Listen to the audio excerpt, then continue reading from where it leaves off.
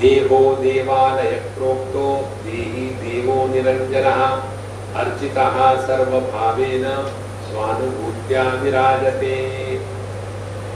पहले क्या बताया था? अत्यंत मलिनो देहः देहि चात्यंत निर्मलः। देह अत्यंत मलिन है, गंदा है, उसमें से गंदगी के सिवा और कुछ निकलता ही नहीं।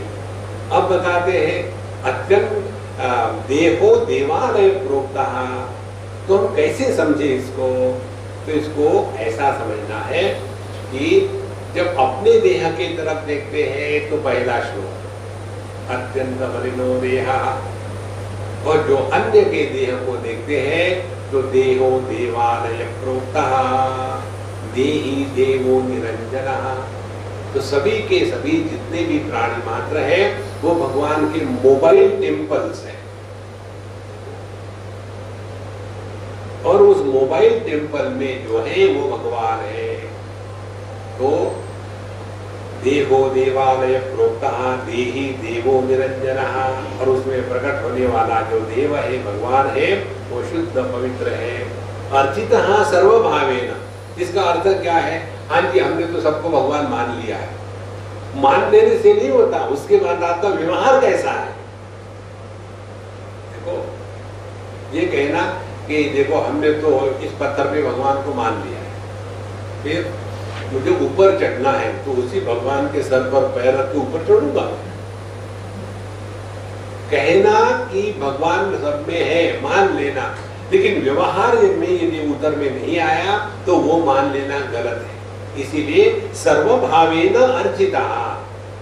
तो यदि हमने सब में भगवान है इस सिद्धांत को स्वीकार किया तो सबके साथ अपने देह से सेवा होगी, अपने वाणी से भगवान का नाम चलता रहेगा, और अपने मन से भगवान के स्वरूप का चिंतन चलता रहेगा। ये तीन बातें यदि हुई, माने किसी भी वस्तु व्यक्ति को देख करके यदि हमको भगवान का स्मरण हुआ तो हमने अर्चिता सर्वभावेन, सभी प्रकार से उस भगवान की अर्चना करी।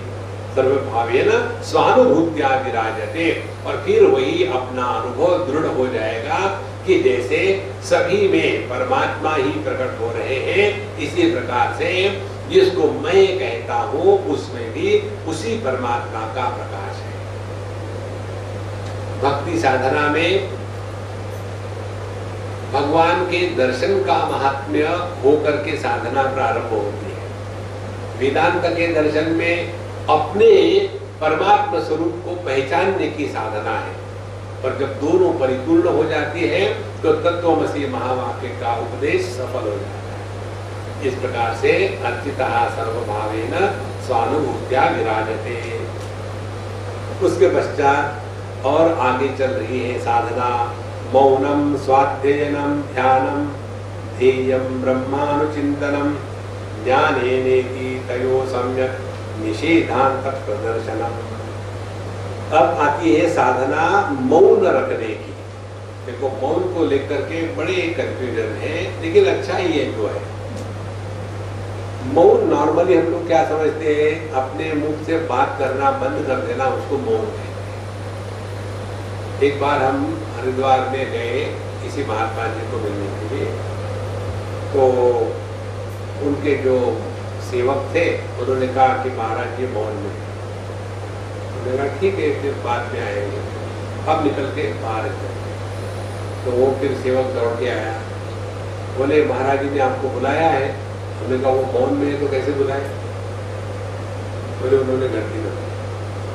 तो मैं ऊपर गया, फिर उन्होंने लिख दिया, महात्मा जी को लिया, किसी ने मैं वहां गया,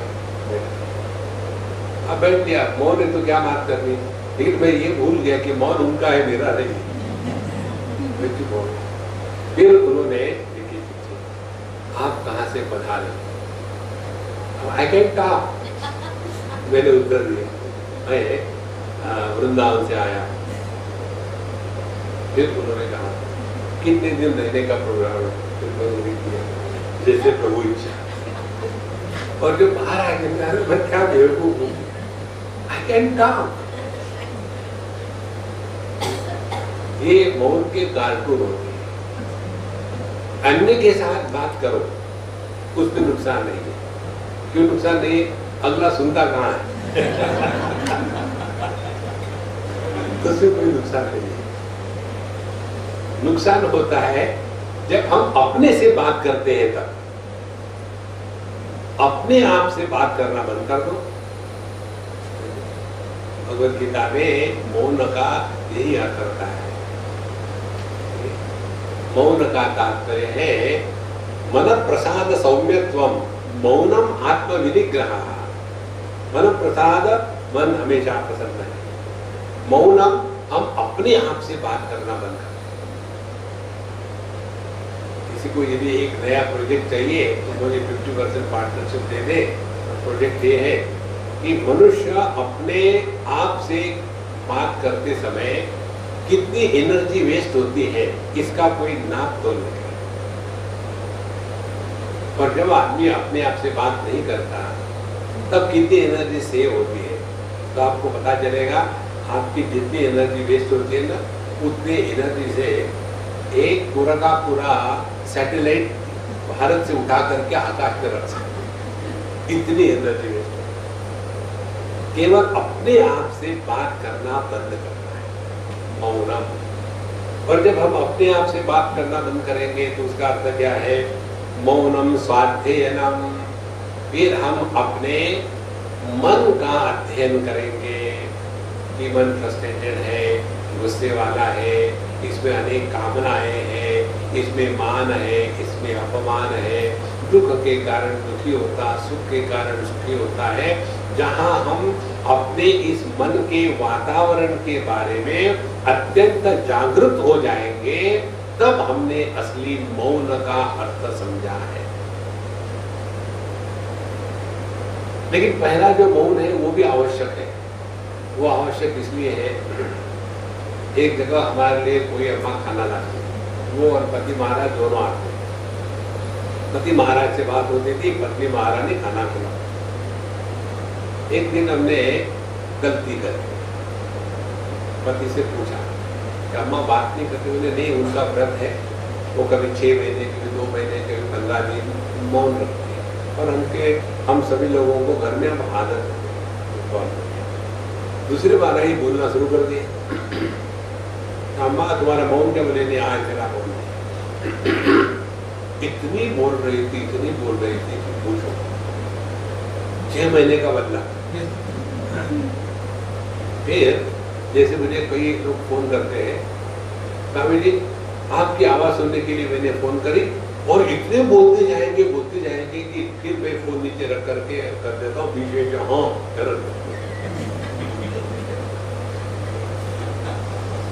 तो बोले नहीं, मेरा व्रत नहीं है, और बोलती नहीं। फिर बोले स्वामी जी मेरे गुरु महाराज ने मुझे ये बताया था कि मौन रखने से अच्छी साधना होती है, आप मुझे बताइए मैं और क्या करूं?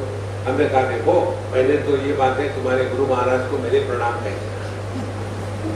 वो बहुत ही दिव्य भव्य महात्मा होने चाहिए। हाँ महाराज, हमारे गुरु महाराज बहुत ग्रेट है, हमने ग्रेट ने ग्रेटेस्ट है। फिर उन्होंने जो बताया ना कि कभी 6 महीने, 2 महीने, 4 महीने फोन करा करो, वो पहली स्टेज थी। अब उन्होंने मुझे तुमको बताने के लिए कहा हमेशा के लिए मौन हो, तभी घर में शांति। तो मौन का तात्पर्य पहले अपने मन का अध्ययन, मौनम स्वाध्ययन। दूसरा मौन का तात्पर्य है शास्त्रों का अध्ययन करना जीवन में एक अनिवार्य अंग बने। शास्त्रों के अध्ययन से अपनी दृष्टि में परिवर्तन आ जाता है। यदि हमारी दृष्टि में परिवर्तन नहीं आएगा तो हमारे जीवन में परिवर्तन नहीं आ सकता है। जीवन में परिवर्तन आने के लिए दृष्टि में परिवर्तन आना जरूरी है। देखो, जैसे सास बहू, सास जब बहू की तरफ देखती है तो दूसरा चश्मा लगाती है, और वही सास जब अपने लड़की की तरफ देखती है तो दूसरा चश्मा लगाती है। कितना फर्क है देखो।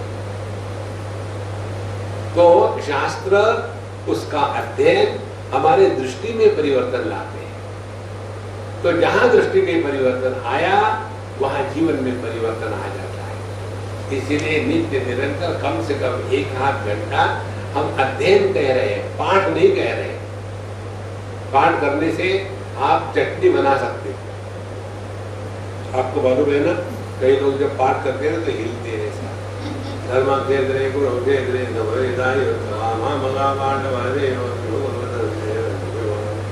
पांडवानी। एक अध्याय पूरा हो गया, मिर्ची की चटनी हो गई। जब दूसरा अध्याय शुरू करना है, कोकोनट फिर शुरू कर दी। उससे कुछ नहीं होता। अध्ययन करना है, और अध्ययन करने की प्रक्रिया आपको कई बार बताई है। आराम से शांति से बैठो भगवान के सामने, जब मॉर्निंग में फ्रेश होते हैं तब। कई लोगों का ये होता है कि सोते समय स्वामी जी भगवत गीता हाथ में लेके सोते हैं। भगवत गीता सोने का ग्रंथ है कि जगने का है, सोने का नहीं।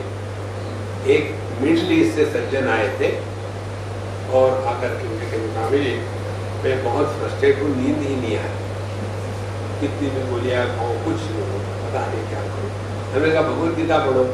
स्वामी जी इससे कैसे होगा? हमने कहा मेरी बात मानो, तुम मेरी बात काटोगे तो तुम्हारा भला नहीं होगा, मैं जो बोलता वो करो। तो क्या करूँ? जब घर जाओगे आज तो मैंने उनको इतनी मोटी भगवत गीता दे दी, रात को बिस्तर में चले जाओ, उसको खोलो और पढ़ो, देखो क्या होता है। दूसरे दिन आए, स्वामी जी बढ़िया नींद आ गई। भगवत गीता के सब गुण है, जो सोए हैं वो जगते हैं और जो जग रहे हैं वो सो रहे हैं।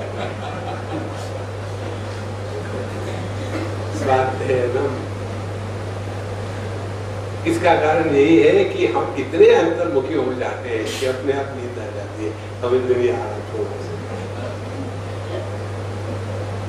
तो मौन का तात्पर्य है शास्त्रों का अध्ययन।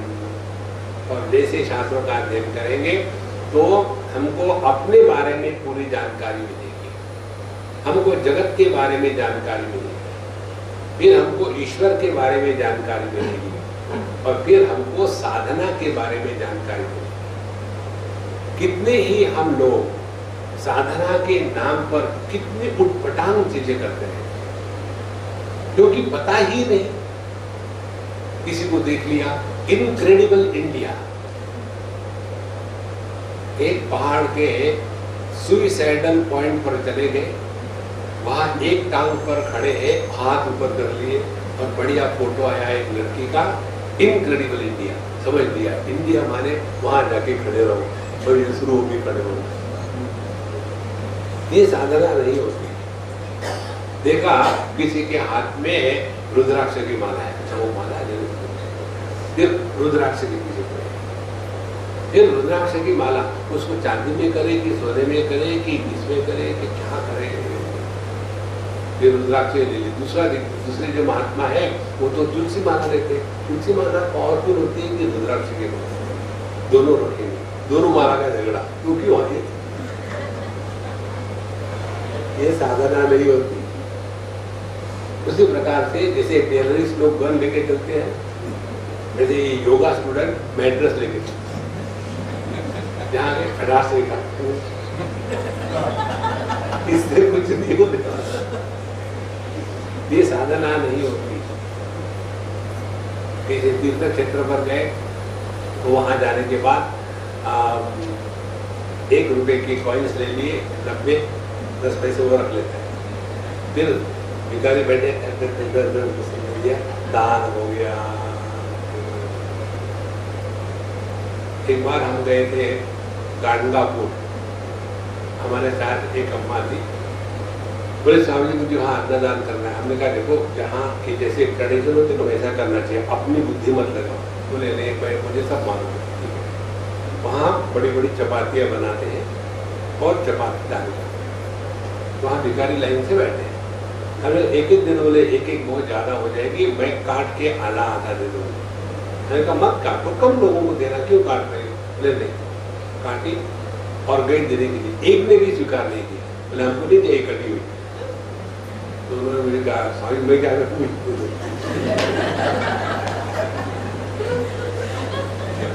तो ऐसा क्यों कर रहे हैं? उनको पूछो, बोलो क्या मालूम। तो उन्होंने पूछा क्यों नहीं लेते तुम आदि? बोले आपको क्या करना है, देना है तो पूरी तो आदि नहीं लेते आप। फिर मैंने कहा कि कुछ कारण तो होगा। बोले महाराज हम आपको बताते, कारण ये है कि ये जो पूरी की पूरी चपातियां हमारे पास इकट्ठी हो जाती है ना, फिर हम कुछ ही दुकानदार को भेज देते हैं। अब 50-100 चपाती कोई खा सकता है क्या? कोई भैंस है? और फिर वही चपातियां वहां से रिसाइकल होकर के यहाँ आती है। रिसाइकलिंग वेस्टर्न वर्ल्ड क्या सिखाएगा इंडिया को? यहाँ तो हम मुर्दे को भी रिसाइकल करते हैं और कफन काम आएगा अगले।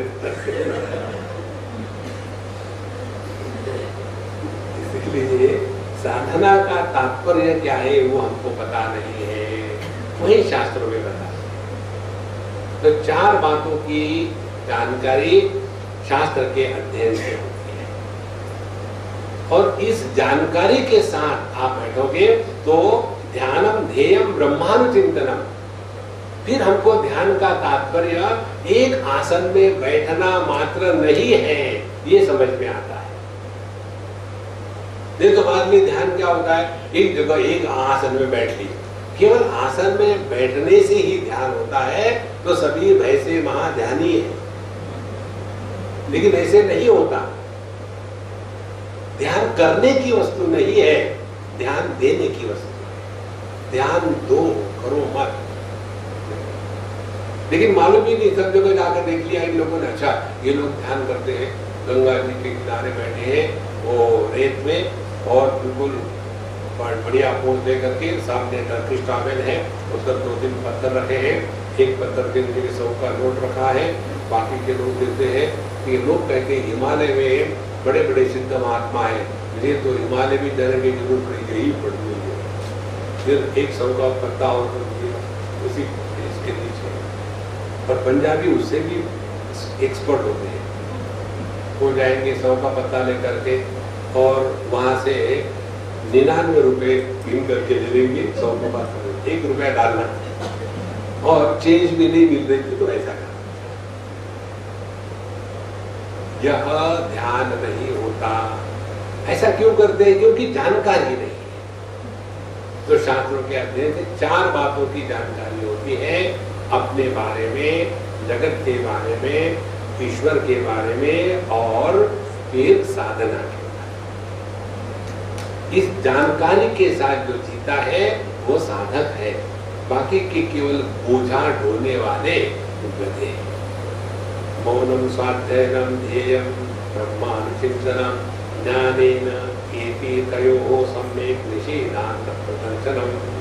और जब इस प्रकार से हमने समझदारी के साथ सब कुछ कर लिया तो क्रिया बंद हो जाती है, वाणी शांत हो जाती है, और मन जो है परमात्मा में लय होकर के निषेधांत सब गायब हो गया।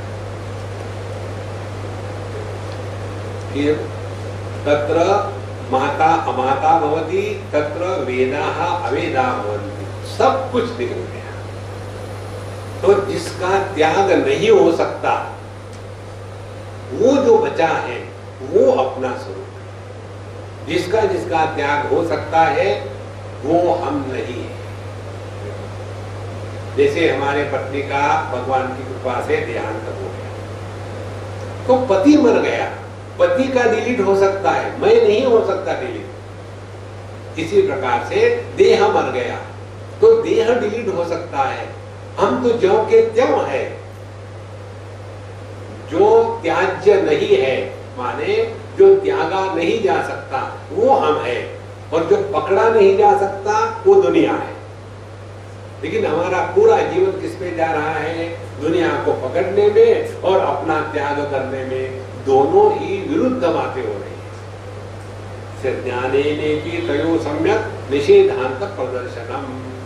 इस प्रकार से जब हमने शास्त्रों का अध्ययन किया, उस पर चिंतन किया, उसके पश्चात सब कुछ समाप्त हो गया, तो फिर हम अपने स्वरूप में निष्ठावान हो जाते हैं।